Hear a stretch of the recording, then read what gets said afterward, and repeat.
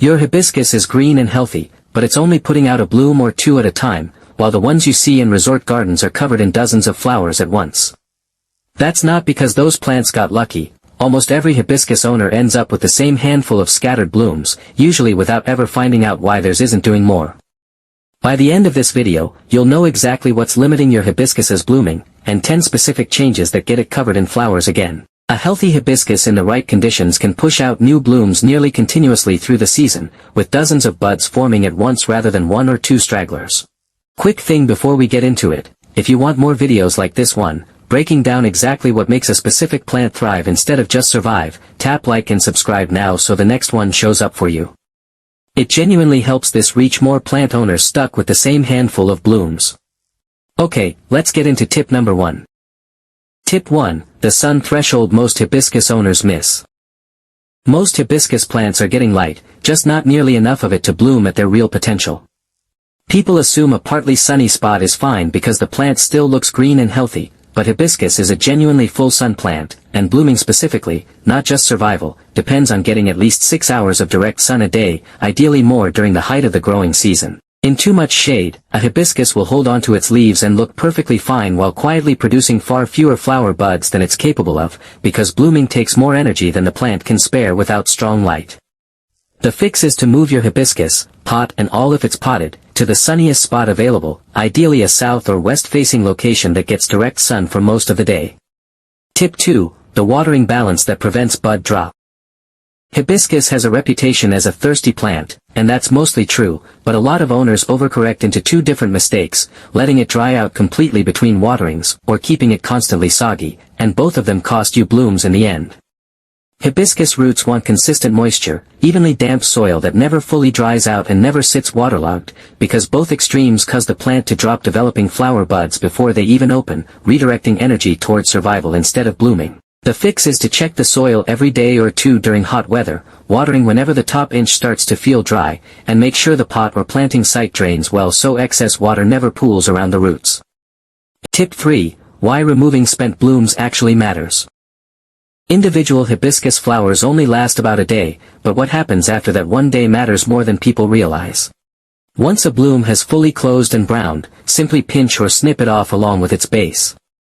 It takes seconds per flower, and doing this regularly during peak blooming season keeps the plant's energy going toward new buds instead of seed production it doesn't actually need. This is the one that changed how I think about feeding flowering plants entirely. The total amount of fertilizer matters far less than the ratio, and most people are using the wrong ratio for a plant they specifically want to bloom rather than just grow bigger.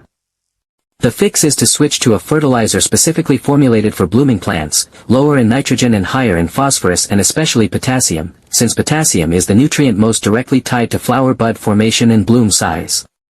Apply it every 2 to 3 weeks during the growing season, following the dilution on the label rather than guessing at the strength. Within a month or two of switching from a generic feed to a proper bloom formula, most hibiscus owners see a genuinely dramatic jump in bud count, often before any other change on this list has had time to show its effect. Tip 5, pruning for more branches, more bloom sites. Here's the one most owners get backwards. They let their hibiscus grow tall and leggy without pruning, assuming more height means more blooms, when hibiscus actually flowers on new growth, which means more branching points directly translates into more places for buds to form.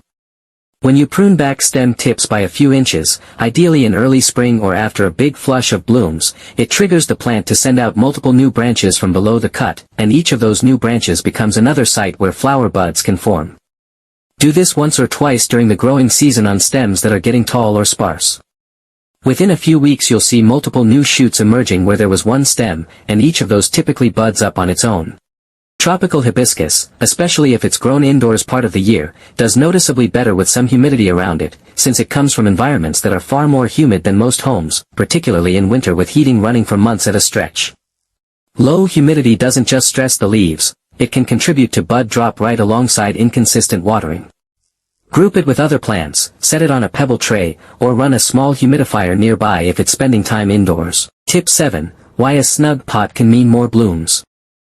When roots fill a pot and have limited room left to expand, the plant shifts its energy away from growing more roots and toward reproduction instead, which for a flowering plant means more blooms.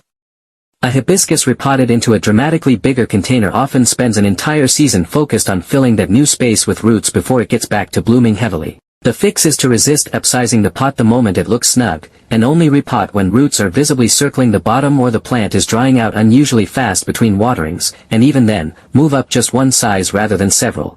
Tip 8. Protecting buds from sudden temperature swings. Hibiscus is sensitive to sudden temperature swings, and a quick cold snap, a draft from an air conditioning vent, or even just moving the plant somewhere noticeably cooler can cause it to drop developing buds within a day or two, well before you'd expect a reaction that fast. Keep your hibiscus somewhere with a stable temperature, away from doors, drafty windows, and vents, especially once buds have started forming. Tip 9. The magnesium gap most feeds don't cover. Magnesium is a core building block of chlorophyll, and without enough of it, a hibiscus can look slightly pale or yellowish between the leaf veins even while otherwise seeming healthy overall, and that mild stress quietly caps how much energy is available for blooming rather than just staying green. The fix is a simple Epsom salt supplement, since Epsom salt is magnesium sulfate, dissolved at about 1 tablespoon per gallon of water and applied once a month during the growing season, either watered into the soil or used as a light foliar spray directly on the leaves themselves. Tip 10. Judging blooms by the flush, not the day. The last piece is really about expectations. Hibiscus doesn't bloom in one steady stream, it goes through flushes, a burst of many blooms followed by a quieter stretch while the plant builds up energy and new buds for the next flush, and mistaking a quiet week for a failure is one of the most common reasons people start second-guessing changes that are actually working. The fix is to track blooming in flushes rather than day to day, noting roughly how many blooms you're seeing across a 2-week window rather than judging any single day on its own. So if you consider even half of these into practice this season, and you'll likely see noticeably more buds forming at once well before the season's out. I want to know 2 things, which of these you're already doing, and which one you're changing today. Drop both in the comments. If you found this useful, a like and a subscribe genuinely helps this channel keep making videos like it. And if your hibiscus is dropping buds before they even open rather than just underblooming, I've got a full video diagnosing exactly why hibiscus buds fall off. That one's coming up next.